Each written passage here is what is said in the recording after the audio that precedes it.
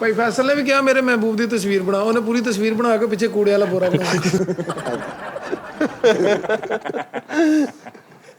ਉਸਤਾਦ ਜੀ ਫੈਸਲ ਦੀ ਮਸ਼ੂਕ ਗਈ ਪੈਂਟਰ ਕੋ, ਹਾਂਜੀ ਕਹਿੰਦੀ ਮੇਰੇ ਮਹਿਬੂਬ ਦੀ ਤਸਵੀਰ ਬਣਾ, ਉਹਨੇ ਇੰਜ ਬਣਾ ਦਿੱਤੀ।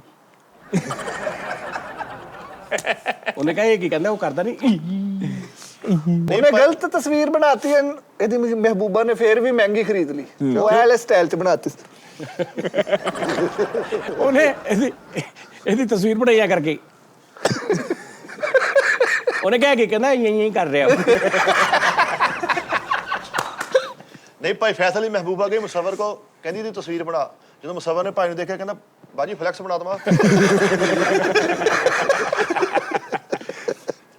ਨਹੀਂ ਇਹਦੀ ਮੈਂ ਤਸਵੀਰ ਦੇਖਿਆ ਬੜੀ, ਮੈਂ ਕਿਹਾ ਵਾਹ ਬਈ। ਔਰ ਉਹਨੇ ਇਹਦੀ ਮਸ਼ੂਕ ਨੇ ਉਹ ਘਰਾਂ 'ਚ ਉਹਨੇ ਬੈਠਕ 'ਚ ਲਾਈਆਂ ਨੇ, ਕੋਈ ਸਿੱਧੀ ਬੰਦੇ ਦੇ ਪੁੱਤਰਾਂ ਵਾਲੀ ਨਹੀਂ। ਕਹਿੰਦੀ ਮੁਝੇ ਯਹੀ ਫੈਸਲਨਾਮੇ ਪਸੰਦ ਹੈ। ਇੱਕ ਤਸਵੀਰ 'ਚ ਆਇਆ ਬੈਠਾ ਰਾਣਾ, ਮੈਂ ਕਿਹਾ ਇਹ ਕੀ, ਕਹਿੰਦੀ ਇਹ ਖਰਾਬ ਹੋ ਗਈ। ਸੀਰੀਅਸ ਬੈਠਾ ਇਹ ਸਹੀ ਨਹੀਂ ਬਣੀ ਉਹਦੇ ਕੋ। ਮਸ਼ਹੂਰ ਕਹਿੰਦੀ ਮੁਸੱਵਰ ਮੂੰਹ ਕਿੱਥੇ ਆ, ਕਹਿੰਦਾ ਇੰਜ ਹੱਥ ਮਾਰਨ ਦਿਆ, ਇੰਜ ਤਸਵੀਰ ਬਣਾਤੀ, ਮੂੰਹ ਹੀ ਹੈ ਨਹੀਂ ਪਿੱਛੇ। ਵੈਸੇ ਮਾਜ਼ਰਤ ਭਾਨ ਫੈਸਲ ਨਾਮ ਹੁੰਦਾ ਉਸਤਾਦ ਜੀ, ਨਹੀਂ ਲਾਉਂਦਾ ਨਾ ਦਾ। ਫੈਸਲ ਨੂੰ ਪੁੱਛੇ ਨੂੰ ਕਿਹਨੇ ਦੱਸਿਆ ਸੀ ਕਿ ਫੈਸਲ ਇੰਜ ਕਰ। ਪੁੱਛੋ ਇਹਨਾਂ ਕੋਲ, ਮੈਂ ਆਪ ਕੀਤਾ ਵਾ। ਨਹੀਂ ਪੁੱਛ ਲੈ ਜੇ ਤੂੰ ਕਹੇ ਜੀ ਆਪਣੇ ਪਿਓ ਦਾ ਤੇ ਦੱਸੇ ਕਿਹਨੇ ਦੱਸਿਆ। ਮੈਨੂੰ ਉਸਤਾਦ ਜੀ ਨੇ ਗਲਤ ਦੱਸ ਦੇ ਹੁਣ ਪਿਓ। ਨਹੀਂ ਯਾਰ ਫੈਸਲ ਆੜੀ ਨਾ ਗੱਲ ਯਾਰ ਵੇ ਕਦੀ ਜੀ ਤਾਂ ਦੱਸਿਆ ਹੀ ਤੁਸੀਂ, ਮੈਨੂੰ ਖਾਣਾ ਪੀਣਾ ਤੁਸੀਂ ਦੱਸਿਆ, ਮੈਨੂੰ ਤਾਂ ਪਤਾ ਹੀ ਨਹੀਂ। ਉਹੀ ਗੱਲ ਮੈਂ ਤਾਂ ਰੋਟੀਆਂ ਪਤਾ ਕੀ ਗੱਲ ਆ, ਮੈਂ ਤਾਂ ਦੱਸਦਾ ਕਿਉਂ ਇਦਾਂ ਦੇ ਕਰੈਕਟਰ ਇਦਾਂ ਦੀਆਂ ਗੱਲਾਂ ਕਰਦੇ, ਕਿਉਂਕਿ ਸਾਡੇ ਤੋਂ ਪਿੱਛੇ ਪਤਾ ਨਹੀਂ ਕੀ ਲੋਕਾਂ ਨੂੰ ਕਿਹਾ ਵਾ। ਹਾਂ ਮੈਂ ਕੀਤਾ ਵੀ। ਹਾਂ ਮੈਂ ਕੀਤਾ, ਹਾਂਜੀ ਮੈਂ ਕੀਤਾ। ਇਹ ਵੀ ਇੱਕ ਤਰੀਕਾ ਝੂਠ ਲੁਕਾਉਣ ਦਾ ਹੁੰਦਾ, ਉਹ ਬਸ ਹੋ ਗਿਆ ਯਾਰ।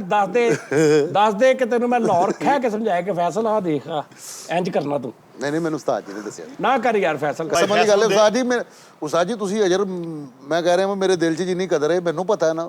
ਕਿਸੇ ਹੁਣ ਕਈ ਇੱਕ ਐਡਾ ਘਟੀਆ ਬੰਦਾ ਹੈ, ਮੈਂ ਤੁਹਾਨੂੰ ਇਸ਼ਾਰਾ ਦੇਵਾਂਗਾ ਤੁਸੀਂ ਸਮਝ ਜਾਓਗੇ। ਉਹ ਕਰੈਕਟਰ ਮੈਨੂੰ ਇੱਥੋਂ ਕਢਵਾਉਣਾ ਚਾਹ ਰਿਹਾ। ਓਏ ਹੋਏ ਜਾਨ ਮਨ ਪੁੱਛੋ ਹਾਂ ਕੌਣ ਹੋ ਸਕਦਾ। ਬੁੱਝ ਲਿਆ, ਸਮਝ ਗਿਆ ਮੈਂ। ਬੁੱਝ ਲਿਆ ਇਸ਼ਾਰਾ ਤਾਂ ਲੈ ਲਓ, ਨਹੀਂ ਇਸ਼ਾਰਾ ਤਾਂ ਲੈ ਲਓ।